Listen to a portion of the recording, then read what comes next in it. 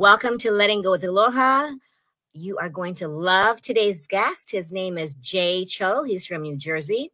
He's a father of two, a very gifted teacher, a creative guide. He'll explain more about that, who teaches creative writing classes for thousands of people. And it's called The Write, W-R-I-T-E, The Write of My Life. His students have developed stage plays, films, solo shows, you name it. And he's also a spiritual healer. He's a Christian pilgrim seeking to learn the greatest gifts and mysteries of life. So let's welcome Jay. Hi, Karen. Hi, Jay. Thanks for coming here today. My pleasure. So I wanted to ask you, what are the top lessons you've learned as a dad? Oh, my God. How much time do we have? Such a big question. Wow. The top lessons I've learned as a dad. I think I'm still learning them, to be honest with you. And I think for me anyway, it has been, for me, my faith and, my seeking out spiritual experiences and lessons has been a big part of this. And so, I think early on, and look, I fully admit I'm far from a saint and far from perfect at doing all these things, and probably in many ways can be called a hypocrite by certain people. But to answer your question, I think for me, it has largely been about seeing things from a different perspective, which is to say, when I see we're all learning and making mistakes along the way. And I guess the biggest thing is recognizing those mistakes and asking myself, is there another way, right? And so I've learned that first and foremost, my kids are really just there for me to be there for them. I know that sounds so simplistic and obvious, but that really is, for the most part, the extent of what I have to do, which is to just be there for them. And as a result of that, to love them unconditionally. And that's the key for me. But it's also to say that, I fully recognize that, if I go back to my faith and think of the way, God loves us all and how he loves us unconditionally and is always there for us, that's essentially the way in which I try to parent these days, which is to just be there for them whenever they need and to love them unconditionally in the same way. And that opens up lots of opportunities, I think, for all of us to grow and to learn along with each other. Because look, I remember when I was a kid and I was a complete mess, and I can see, and my kids, I think about this sometimes. My kids are like, one's a tween and one's a teenager. And so in the scheme of like kiddom, right, childhood, they're kind of like in the middle age, and so, soon to graduate into adulthood, right? And so for me, when I think of it from that standpoint, they're soon, for the most part, in terms of, what my role has been for the most part before all this, which is to shepherd them and hover over them and keep them safe, all those protective things that parents want to do. But now it's really a process, I think, now of getting to sort of let them go into becoming whatever they want to be, because I don't want to get in the way of letting them be what they want to be, which is the most loving thing that, my parents did for me, and certainly God has done for me, and I've learned the hard way for sure. And so my approach is often that, which is, I think as a parent, that label, that role, that moniker, sometimes becomes, I know what's best for you, and I've learned the hard lessons of life, and I don't want you to repeat those mistakes. But, but I also know that as a kid growing up who didn't have, I think our generation, our parents weren't as protective, and whether that's good or bad, I don't know. But I also know that, my experience, not having overprotective, but loving parents who loved me unconditionally also allowed me to learn the hard way, which is in my own way, because I wanted to experience as much as I wanted to experience. And I was able to experience so much as a result of having that kind of freedom.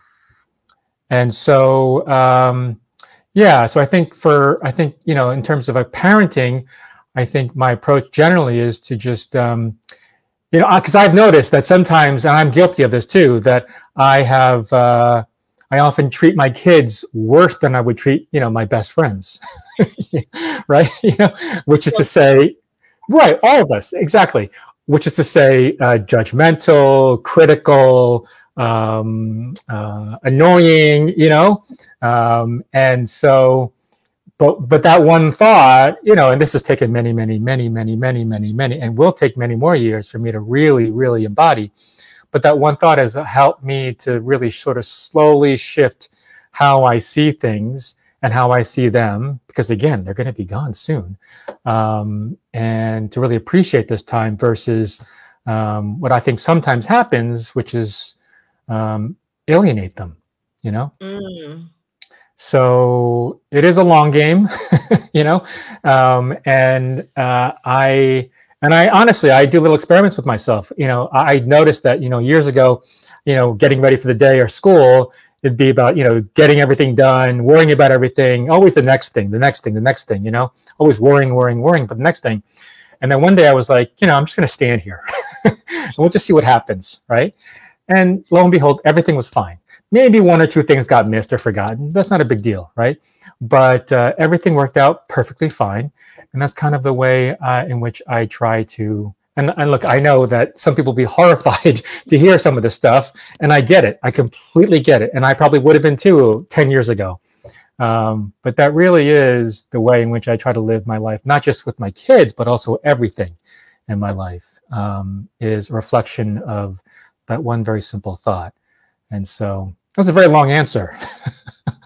No, but very insightful. And I think a lot of us don't realize it's truly, you know, when you let go, how do you trust their journey when sometimes your little intuition, or maybe it's fear saying, oh, I don't know, I should step in now.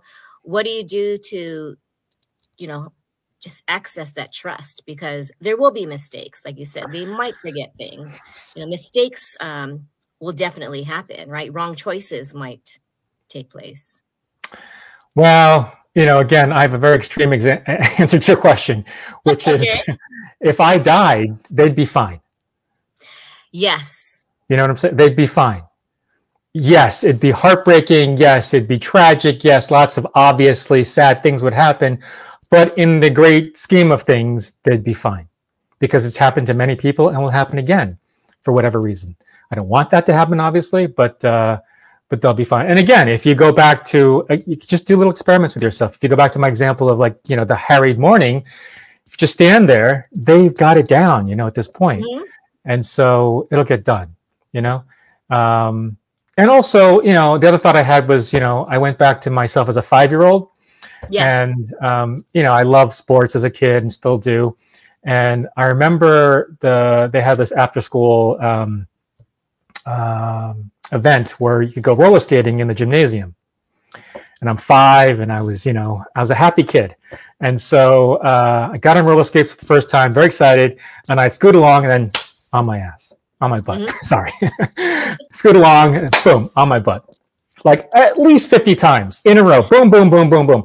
And I remember vividly this feeling of not wanting to give up, not wanting to give in.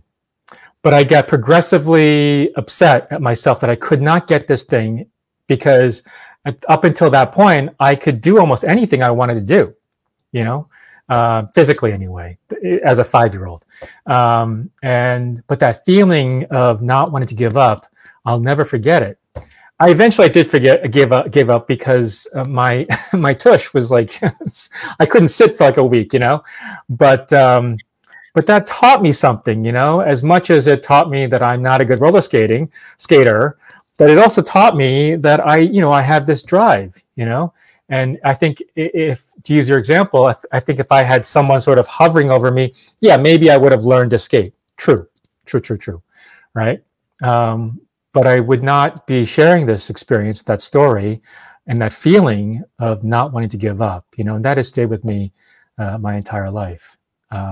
it comes and goes for sure, because again, no, I'm not perfect. No one's perfect, but I did learn a lot, and that's what our mistakes and failures give us. You learn a lot.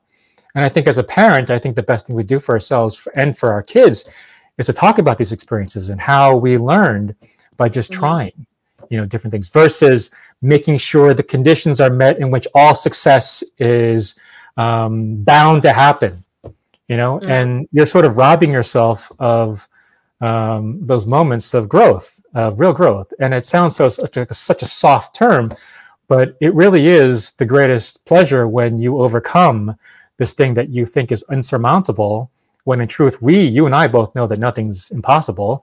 And so to rob someone of that gift is a way of looking at these things, is a real disservice to someone who we're here to shepherd in the best way possible. And that means allowing them to make mistakes, I think. I love that. Giving them it is moments of growth. As a tutor, a lot of the parents want me to correct and make sure that it's 100%. They're like, you know what? And I had a 9-year-old yesterday. This must be perfect. I need to get 100. And so you're right. As parents, you want them to be prepared for life without us, but also not to fear the failures, the mistakes, like you said, the growth, right? Well, let's continue on. Hold that thought, and we'll be back in a few seconds. Hold on.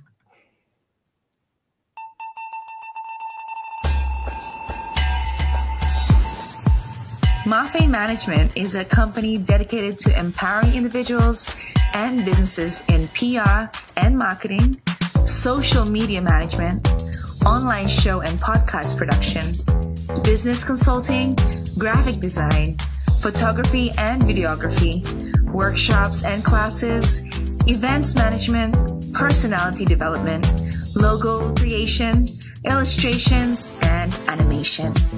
In working together to turn their dreams into reality. Get one step closer to elevating yourself and your business by contacting hello@mafemanagement.com. Let us empower you.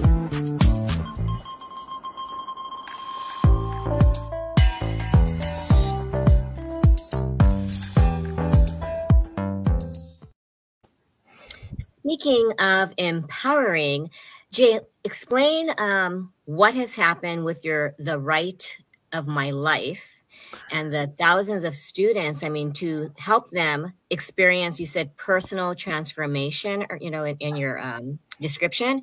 That's amazing, because I have taken one of Jay's classes, and it is, at first you're scared, but then when you are a natural at teaching writing, and I think inspiring us to just go with pretty much intuition, and like anything goes, and before you know it, you're just writing. But explain how writing can truly transform you. Okay, another big question. Another big question. Well, it really is. I'll try to pare it down as best I can.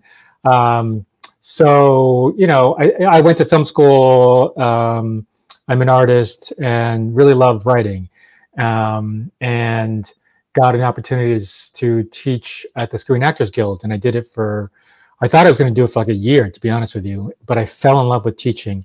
I've taught before, but never to this degree. I fell in love with, the students, all of whom were actors or performers, and fell in love with them, fell in love with teaching, stayed for 7 years, and then all along kept being told by, again, thousands of people how much they get out of these little itty bitty simple classes. And I was just so blown away by it all, to be honest with you, totally unexpected. And, it was really their encouragement, their thousands of testimonials that really helped me see that maybe there's something here. And so when I left, along the way, they had been telling me, you should do your own thing. You should start a school. You should, be teaching at so-and-so place, And nah, it doesn't feel right. But I did like the idea of doing my own thing. Not that I would ever start a school. Perhaps one day I will. But, when I left, I started thinking about what I wanted to do. And to be honest, I was sort of meditating and praying on it. And I heard this voice say, give it away for free. I was like, what? Give it away for free? And And so I thought, well, that's ultimately what I want to do, with my life, and that thought was really an expression of how I want to live my life, which is to not wait for the conditions in my life to be such that once I'm, really wealthy or really set up or really in a good place, or, when all these preconditions are met, then I'll start living my life in the way that I want to and really give back in the way that I want to. Why not do it now? Right. And so I started following that very simple bit of intuition, as you just said, and as an experiment. Everything's an experiment as I see it now. And so I put the call out there, and hundreds of people responded. And this thing that I thought maybe would last a few weeks, we're over a year into it. I've taught 97 classes. I started a Patreon page where people can support me financially. So I'm getting financially supported, but also offering free classes. So anybody who wants to can come. Anybody who wants to feel inspired the way I was inspired can feel inspired to share and support me. And so it's the best of both worlds, which is really what I wanted for my life.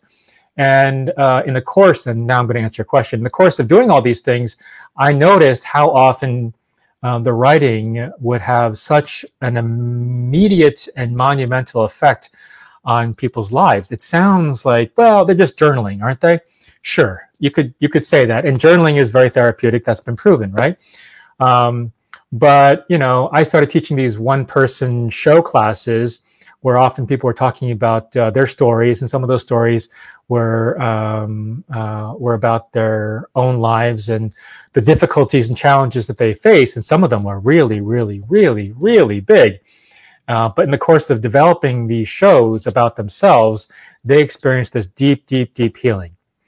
And I had seen it before in other classes, how people felt transformed. They felt like they knew what they wanted to do with their life now. It wasn't just about writing a screenplay, but it was about much, much more than that. And that has borne itself out many, many times, in which I see now that writing can be not only therapeutic, but also transformative. It sounds so simple and simplistic, but it really is the truth that, what you're writing, and this has been true for me, is often the story of your own life and the story of what you want to live out, and how those two things are inextricably linked has been fascinating for me to see.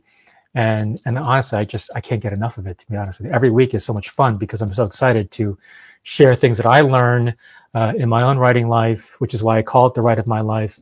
And people have been showing up and feeling inspired to do things that they never thought they would do. People are now writing books and developing shows and doing things that they always dreamed of doing or never thought they would do, and now they're doing them and feeling so blessed as a result. People are realizing this is what I really want to do with my life, which is to say, I want to be a coach, or I want to be a therapist, or I want to, whatever it might be.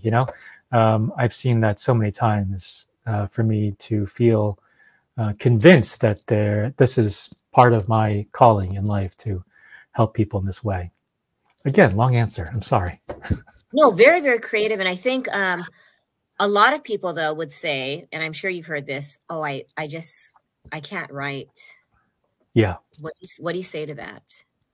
Well, everyone writes, people, I think, don't believe. And I think there's this and it's been repeated many times in in our culture, that not everybody can write, or that everyone only has one story in them, or it requires creativity, right? Which some people have and some people don't, which is why some people are branded creatives and others aren't, right? There's the whole right brain, left brain thing, which fine, but everyone's got a right brain and left brain, right? And so I always feel like, this is my standard stock answer to that question. Have you ever written a grocery list, a shopping list? Right? And they said, well, of course I have. So, okay, well, it's writing. And I said, well, no, it's not writing. I'm just writing that I need, fruit and, these ingredients to make, whatever dish for tonight. And I said, well, that's writing, though. You're writing things that you want to have to make a meal, right? So that you can experience this meal and ultimately, hopefully, have a good experience in that meal. I said, well, writing is no different. You're writing things. Let's say you're writing a movie, right? I would say, okay, instead of writing a grocery list, let's write a list of things that you'd like to see in a movie. Let's write a list of things that you like seeing in a movie. Or let's write a list of things that make you cry. Or let's write a list of things that make you happy. A very simple list, could be like puppies and rainbows, whatever it might be, right? But along the way, you would get to the very simple, obvious, standard stock answers to something a little bit more personal. And when those personal things become revealed on the page by your own hand, you start looking at them in a new light. And thus a story is born, a story that only you can tell, just like the story of you going to the grocery store, buying certain ingredients for a meal that only you can make has just been born. So I don't think they're any different, to be honest with you. So that's why I say that anybody can write, if you can write a grocery list. Wow, very enlightening, because I think that's what happens to a lot of students, right? When they're in elementary school or high school, they're like, no, I don't want to write. And there's so much pressure to do it like the right way, or right. What if they get the wrong answer? So in closing, what do you think about is there a right way? Is there a wrong way? What does a person, how can they have confidence in their writing ability when maybe they've been told, right? Sometimes they're told, well, you lack detail. I just read a report card, it's like, well, he is not yet able to write a cohesive sentence. He is not yet able to add details. He is not able to, and he was like in tears, but I said, well, at least she said not yet.